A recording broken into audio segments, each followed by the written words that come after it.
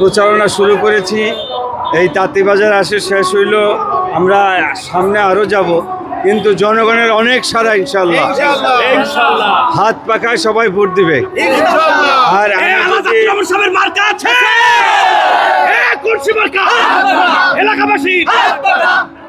আমি যদি বিজয়ী হই, আল্লাহ যদি আমাকে নির্বাচিত করে, যত এই এলাকার যত সব সমস্যা আছে ইনশাল্লাহ আমি সমস্যার সমাধান করে দিব।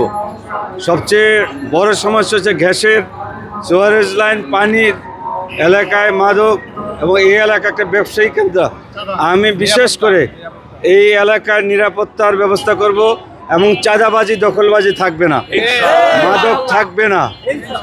আর আমরা এই সামনে যে ভোট, হাত পাখার অনেক সমর্থন, এই জন্য আশঙ্কায় আছি যে সুষ্ঠু সুন্দর নির্বাচন হয় কি না। এই জন্য আমরা চাই যে প্রশাসনের কাছে বিশেষ করে অনুরোধ, এই সুষ্ঠু সুন্দর যেন নির্বাচনটা হয়, তারা যেন হস্তক্ষেপ করে।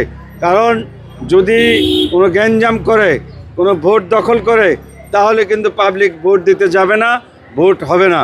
এই জন্য সেনাবাহিনী আছে, যারা প্রশাসন আছে, সবাই ইনশাল্লাহ চেষ্টা করবেন লেভেল প্লেইং ফিল্ডের।